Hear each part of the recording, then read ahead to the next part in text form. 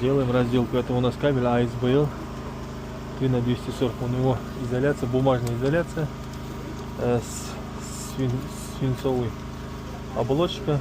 Она играет роль заземления и роль защиты от механической. И потом у нас здесь идет пластина железная, тоже от механического, и жгут, она в смоле. Вот, трехжильный. Вот сейчас скрываем.